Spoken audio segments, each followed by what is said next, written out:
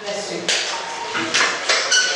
For this introduction, maybe to think about it as a very short staging, a type of scaffolding, if you wish. And so when we speak about scaffolding, it's also about building structures.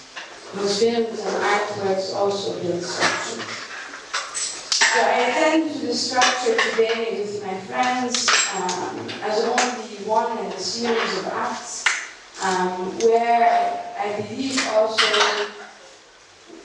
we might focus on the sort of crude distinction between fiction or art and realism or life. And I think this film out on the street speaks to that. Putting a rope we don't exist. Putting a rope that does not exist, we get rid of problems. So in February 2011, the workers of the Belgian glucose company occupied the factory in protest of the shutdown. The factory had been privatized 8 years earlier, but under the pretext of renovating the factory, the owners started to destroy it. This is Egypt. We, as onlookers, are witnesses to this destruction. This is a cement factory. This is a refinery. This is a textile factory. The future is overriding the sites of work and of memory.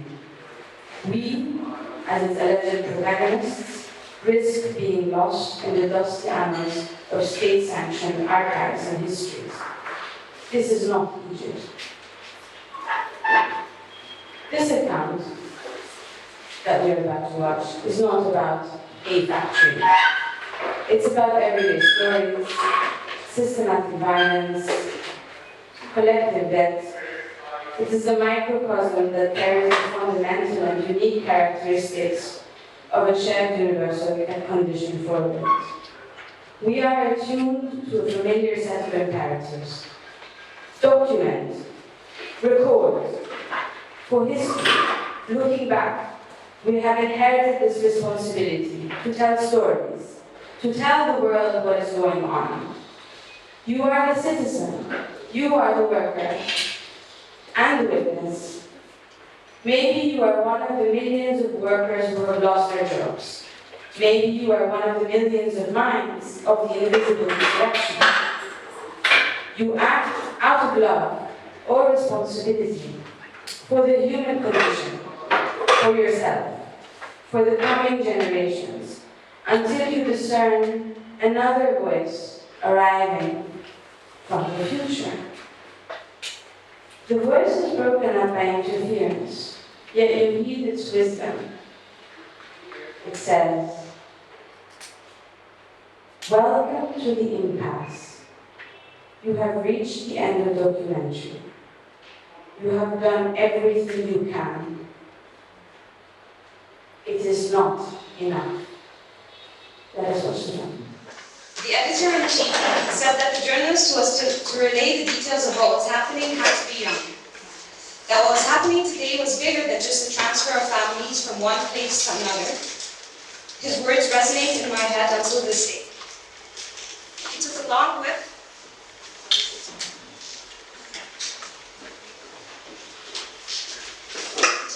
of his cigar,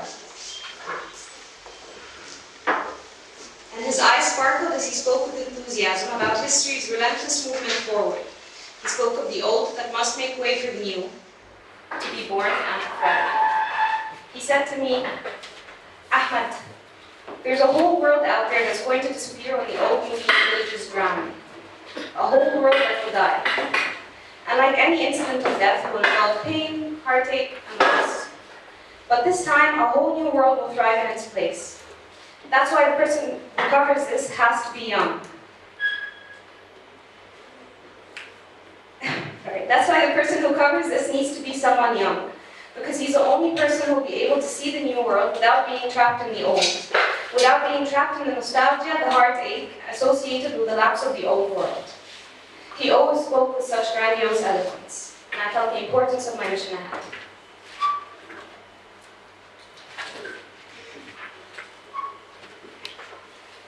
So we've decided to turn our three presentations for loosely titled Fictitious Entities, Enacting Imaginaries, and Elusive Histories into a panel and a general discussion, both encompassing fiction, or rather the fictive, enactment, and touching lightly on learning, or pedagogy. As the last panel of the conference, we're also colored by our observation of the spectrum of contributions from all over the world.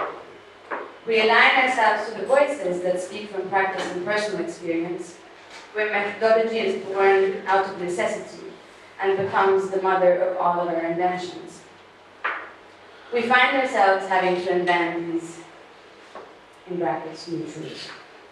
The opportunity to be here is also the chance to spend some time together and get lost sort of in a conversation, which is a luxury. I mean, even though we live in the same city, we don't spend so much time together. What brings this panel together is also our recognition of something similar at the heart of our common practice. Namely, that in a way we create a space and time to distance ourselves from everyday rituals. We create the time to reflect, or how Beirut, the institution of the city, puts it, to contemplate contemporary life. In the film we saw, Out on the Street by Jasmina and Philip, we see how theater and improvisation, in particular by non-professional actors, allows them to create a space for the imaginary. They practice something that is not familiar and that allows them to reflect on their situation. In the case of Alia's practice, she'll talk about how exploring marginalized and silenced histories of popular movements reveals new legacies and narratives for what political change is and how it can actually be brought about. We will discuss how these attempts are practice-based inquiries, grappling to find a new language for rearticulating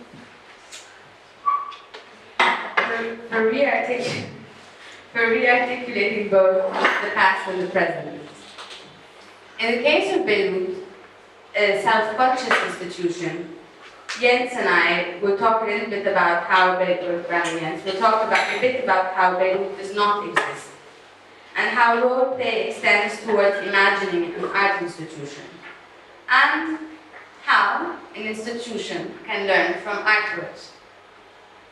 These modes of distancing, which we will sort of speak about in further detail, become about what becomes of us in this particular context of Cairo, which also we hope to touch on. We find out about how objectivity is sort of set aside in favor of something else. The factory, the institution, the state even, the archive, the newspaper, songs, artworks, architecture, and histories are part of this fictive realm. They are part of fiction. The practice of deconstructing these elements are ultimately about our individual but also collective attempts of imagining our worlds and our futures, and ourselves within those worlds and those futures. So we'll start with Alia. Alia will speak to us about the importance of songs and stories in both understanding silenced histories and retelling them.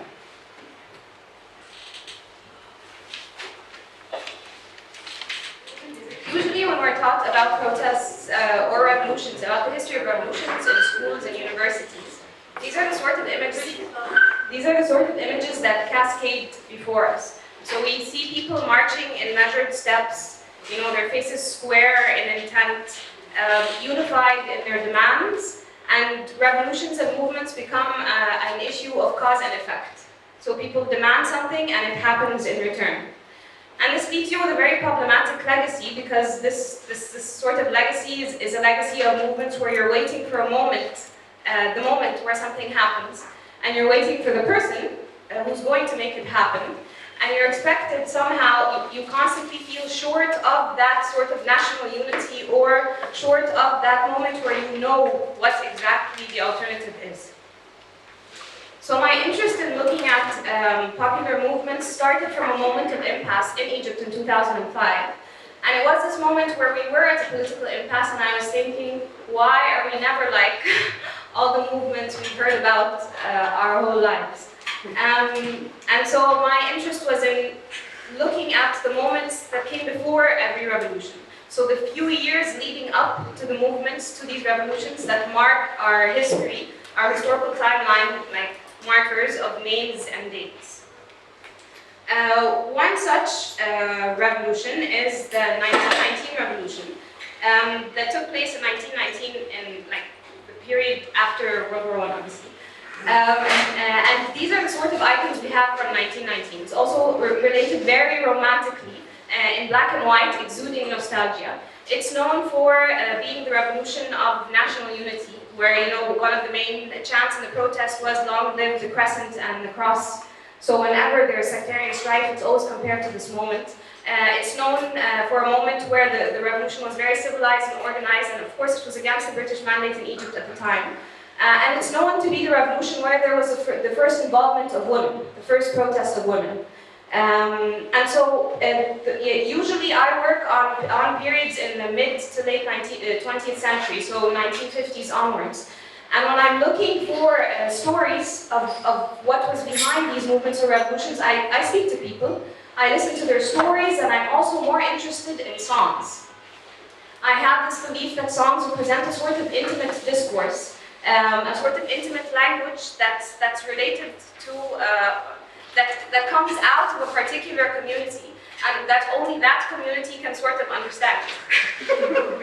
It's how certain communities document their experiences in movements. And I think of these songs both in what they represented at the moment when the movement happened. So what were people singing against, or what were they singing for while the movement was happening? But I also look at them for how people remember these movements, how they remember their experiences in the movements, and how they relate them to their children. How do you tell your story, basically?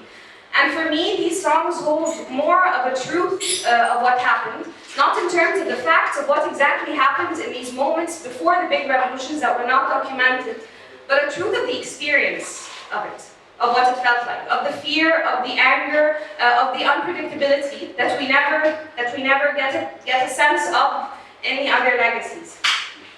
So these are the sort of images that elapsed from 1919, and even in the archive you'll find flyers like this that dictate what the organization of the protest is going to be. So first it's going to be the religious people, and then after it will be the judges.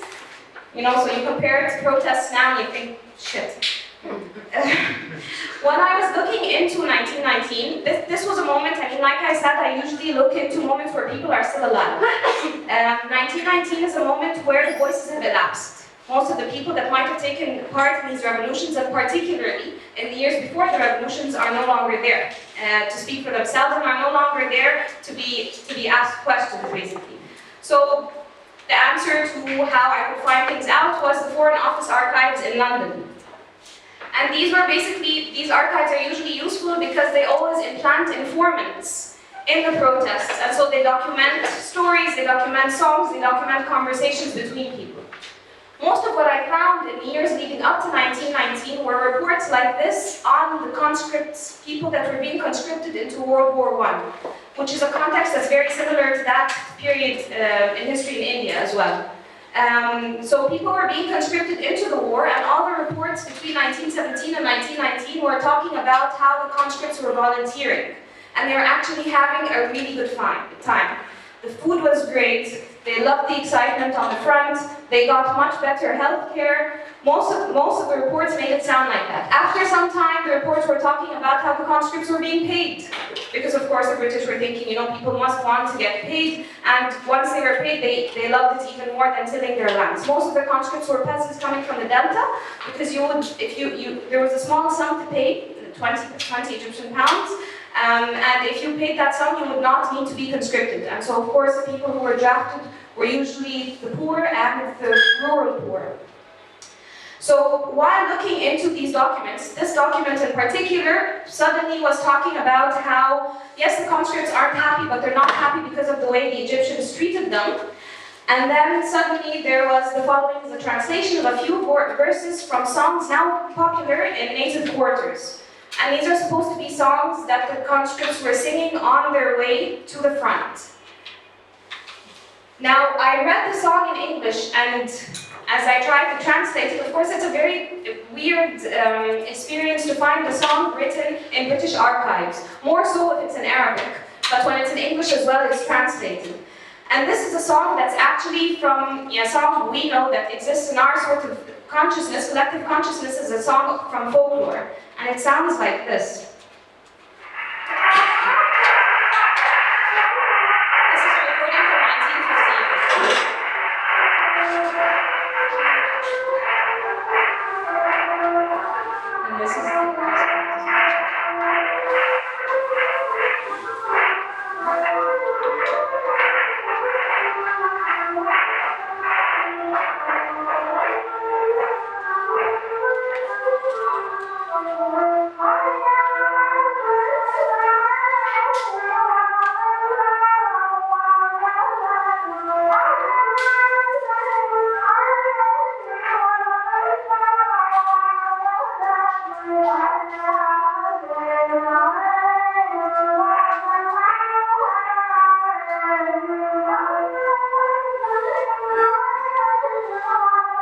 the song, as you hear it, does not include all the sort of political details that are here, that they took me by surprise, or of course, as I was in the fields. But the song, contrary or in contradiction to the report before it, doesn't talk about conscripts willingly going into the war. It sounds more like forced conscription. And as I delved deeper into these reports, I found that they were more like justifications. Usually reports in Foreign Office archives are reports that go to Parliament. And so they want to account for the fact that people actually want to go to the war, that we're doing it fairly, etc.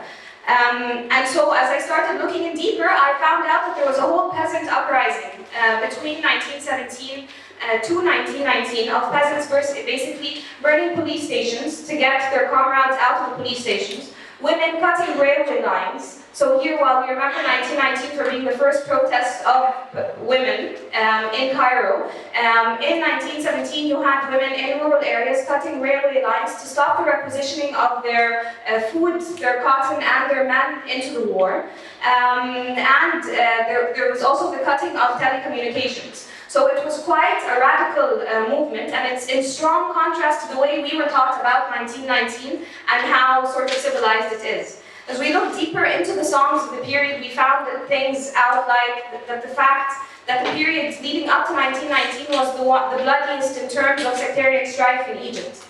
And therefore, people always, whenever there's sectarian strife now, they say, yes, but back in the day we used to chant, long live the crescent with the cross. Yes, we did used to chant that, but people chanted that because it was the bloodiest period of sectarian strife in the country, and not vice versa.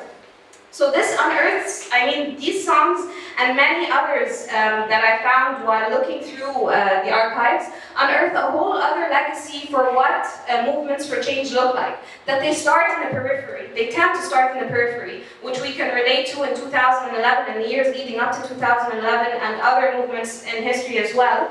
And it leaves us with a legacy that looks more like this, especially with the burning of police stations. It was the party that existed at the time, the main political party that existed at the time, that took advantage of all these movements in order to negotiate with the British, would distribute flyers in 1919 that said, please maintain al-hudu' was-sakina, quiet and harmony. So people were chanting for quiet and harmony as they broke into stores and set properties alight. So this also counters the way, it's either a revolution for nationalist causes and purposes because of, the kind peasant and the nationalist worker, etc., or they are riots that are used to scare us of movements that come out of nowhere that have no leaders, used over and over again. So listen, I will talk more about what the songs mean as we go on.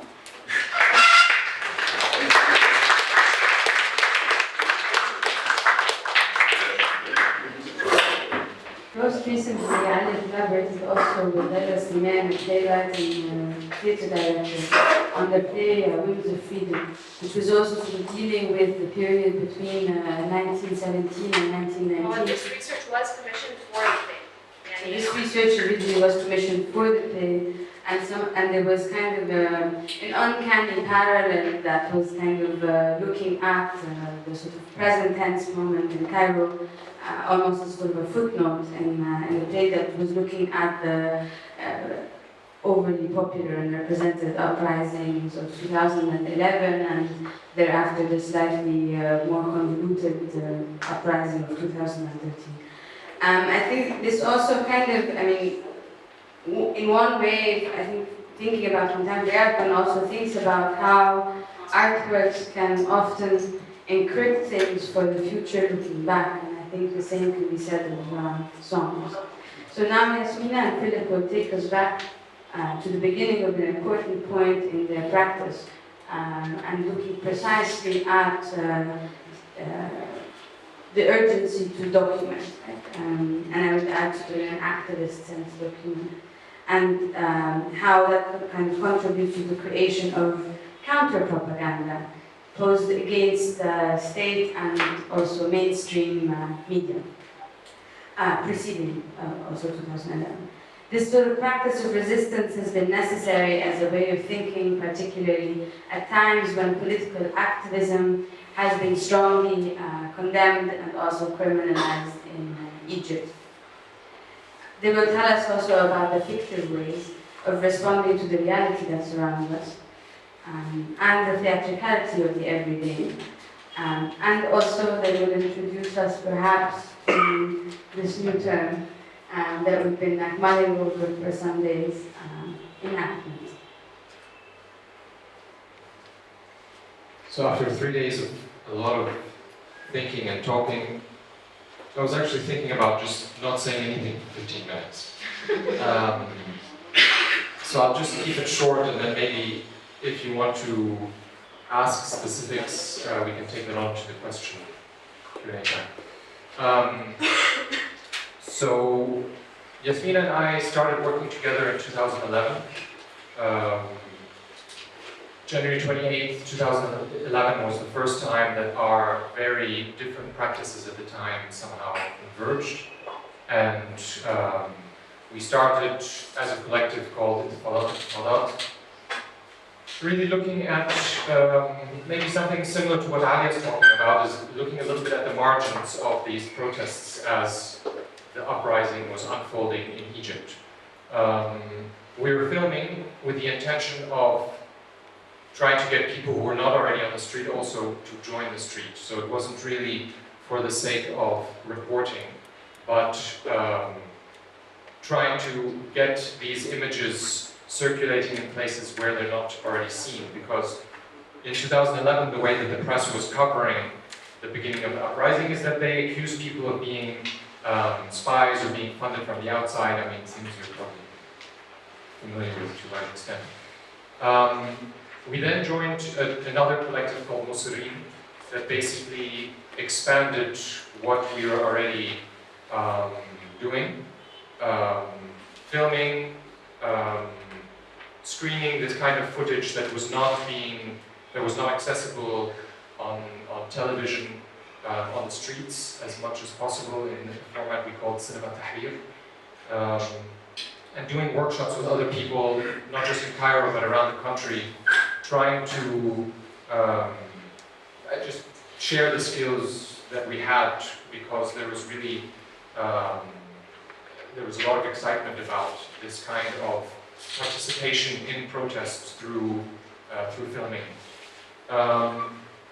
Already in 2011, we actually had we started working on this film, but I mean, for me, 2011 is not something that happened over the course of 18 days. It's something that continued really on till 2013. And it was a constant ebb and flow of these different protest moments. And in the midst of that, it was very difficult to focus on one longer project, and it really wasn't the time for that, because there was an urgency. There were people being shot on the streets. We had friends in prison. We had friends in hospital. And there was just this constant urgency to engage in that. 2013, I won't go into the details of it, but we experienced a very convoluted coup, basically, and the last protest that I participated in, the men who were arrested in that protest are still in prison, some of them with a 15-year prison sentence. So protesting is no longer an option unless you're willing to take risks like that or be shot, which still happens, but on a much, much smaller scale that is rarely heard of, rarely covered by the press. And it's in this time, I mean, I think it was for us a bit of a luxury to actually have a project to work on that was still engaging in that reality that we had lived through for all those years, but in a very different way. This whole film that you saw was shot on a rooftop where we had our studio.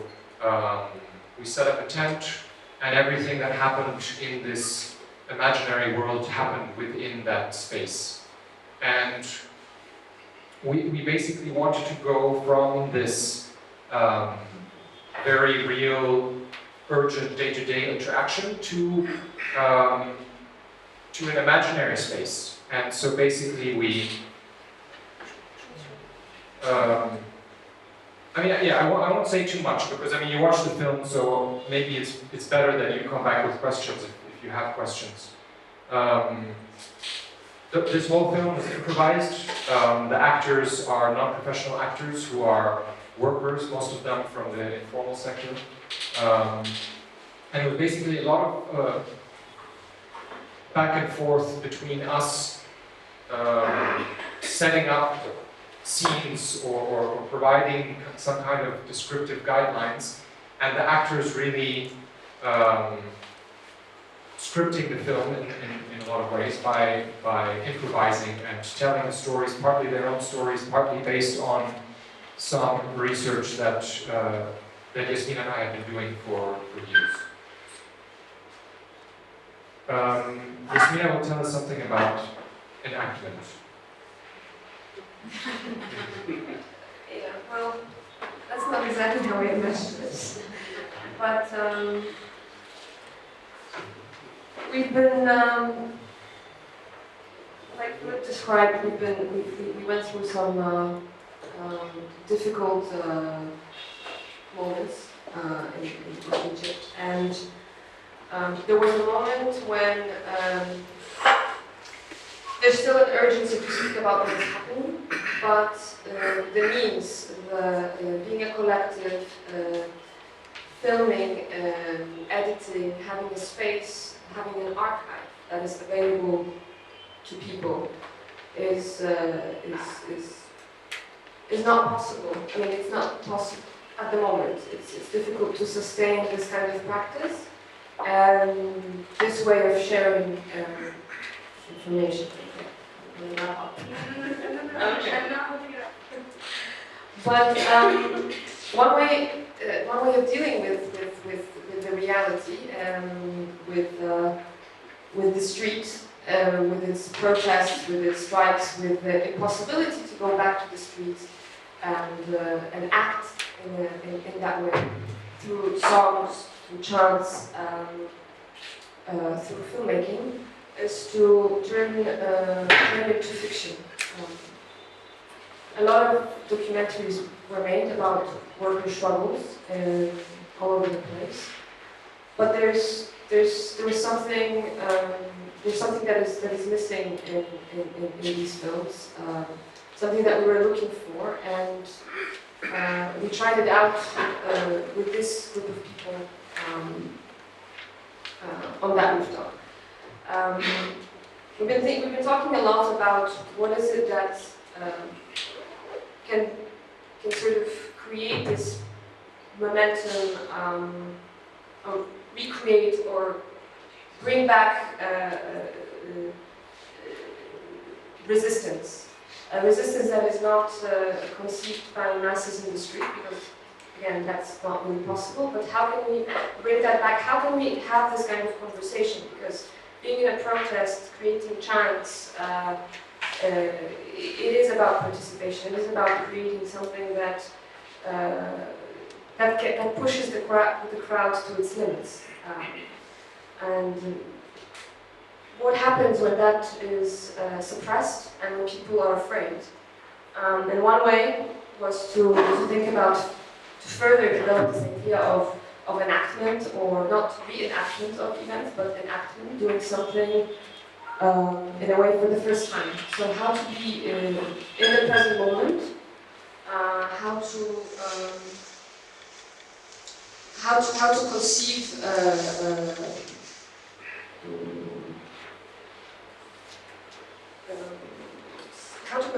a message that is going beyond its medium. And I think at the beginning we thought about theater being, which is something that theater with non-actors, which is something that was actually quite popular.